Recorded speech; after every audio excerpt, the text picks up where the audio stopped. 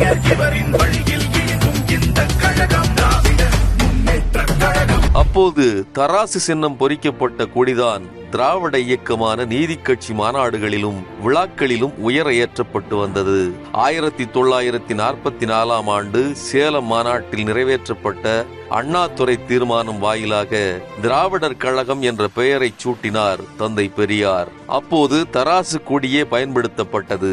ஒரு விழாவில் அக்கொடியை ஏற்றிய பெரியாரின் அண்ணன் மகளும் ஈவேக்கி சம்பத்தின் சகோதரியுமான மிராண்டா நமது கொடி புரட்சிகரமாக இருக்க வேண்டும் என்றார். இதே கருத்தை பலரும் பெரியாரிடம் வலியுறுத்தி வந்தனர். கொடியின் நிறம், அதன் வடிவமைப்பு பற்றி குடியரசு விடுதலை பத்திரிகைகளில் கழக தொண்டர்களிடம் கருத்து கேட்டார் பெரியார். பலரும் கருப்பு சிவப்பு வண்ணத்தில் கொடி இருக்கலாம் என்று தெரிவித்திருந்தனர். இந்த நிறங்கள் இருப்பது போல கொடியை வடிவமைக்க சொல்லிவிட்டு சென்றார் பெரியார். குடியரசு பத்திரிகை அலுவலகத்தில் இதழ் பணிகளை முடித்ததற்கு பிறகு இரவோடு இரவாக கொடி வடிவமைப்பு பணியில் ஈடுபட்டார் ஈரோடு சண்முக வேலாயுதம். கருப்பு நிற கொடியில் நடுவில் சிவப்பு வட்டம் இருப்பது போல கொடியை வடிவமைக்க வேண்டும் என தீர்மானித்து ஒரு தாளில் வடிவமைக்க தொடங்கினர். கருப்பு மை கொண்டு தாள் முழுக்க கருப்பு நிறத்தை பூசிவிட்டார்கள். நடுவில் சிவப்பு வட்டம் வரைய வேண்டும். சிவப்பு மையை மேசை டிராவில் வைத்து பூட்டிவிட்டு சென்றிருந்தார் கராரான மேனேஜர் கரிவரதசாமி.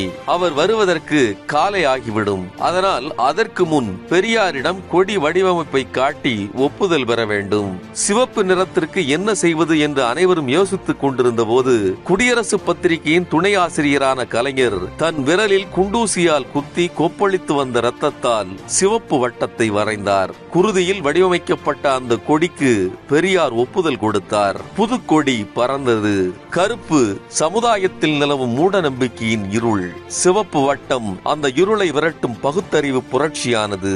கொள்கையும் குறிக்கோளும் ஒன்றே, லட்சியத்தை அடைவதற்கான பாதைகள் தான் வேறு என திராவிடர் கழகத்திலிருந்து பிரிந்து திராவிட முன்னேற்ற கழகத்தை தொடங்கிய பேரறிஞர் அண்ணா அதே கருப்பு சிவப்பு நிறங்களை சம அளவில் திமுகவின் கொடியில் பயன்படுத்தினார். மேலே கருப்பும் கீழே சிவப்புமாக கொடியை வடிவமைத்ததற்கான காரணத்தையும் விளக்கினார். கருப்பு நிறம் என்பது அரசியல், பொருளாதார, சமுதாய வாழ்வில் உள்ள இருண்ட நிலை. சிவப்பு நிறம் அம்மூன்று துறையில் உள்ள இருண்ட நிலையை போக்கி ஒளி நிலையை உண்டாக்க வேண்டும் என்பதை காட்டும் குறியீடு. இருண்ட நிலையை ஒளிநிலை அழித்துக் கொண்டு வர வேண்டும்.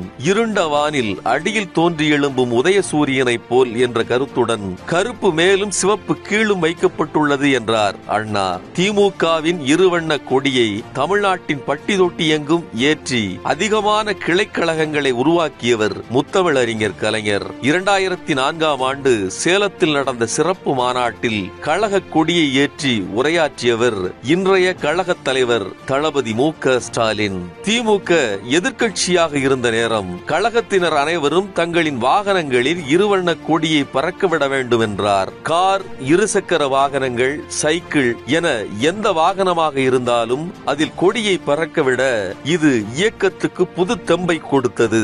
மக்களிடம் திமுகவுக்கான செல்வாக்கையும் அதிகமாக்கியது. 2006 ஆண்டு சட்டமன்ற தேர்தலில் திமுக ஆட்சி அமைத்தது. கட் அவுட் வேண்டாம், கழக கொடிகள் பறக்கட்டும் என்பதை கழக தலைவர் தன் பிறந்த நாளின் போதும் தான் பங்கேற்கும் நிகழ்வுகளின் போதும் கடந்த 10 ஆண்டுகளுக்கு மேலாக வலியுறுத்தி வருகிறார். கருப்பு சிவப்பு என்பது வெறும் வண்ணமல்ல, அது ஒவ்வொரு உடன்பிறப்பின் குருதியிலும் கலந்துவிட்ட உணர்வு. அண்ணாவால் தொடங்கப்பட்டு கலைஞரால் கட்டி காக்கப்பட்டு 75 ஆண்டுகளை நிறைவு செய்துள்ள அரசியல் பேரியக்கமான திமுகவின் பவள விழாவை ஒட்டி வீடுகள் தோறும் கொடியேற்ற வேண்டும் என தலைவர் அன்பு கட்டளையிட்டிருக்கிறார். உள்ளத்தில் கொள்கைகளை பதிய வைத்து இல்லத்தில் இருவண்ண கொடி உயர பறக்கட்டும். சிவப்பு நிற மனித ரத்தம் உடன்பிறப்புகளுக்கு மட்டும், கருப்பும் சிவப்பும் இரண்டர கலந்த நிறமாகட்டும். பெரியார், அண்ணா, கலைஞர் இவரின் வழியில் இயங்கும் இந்த கழகம்.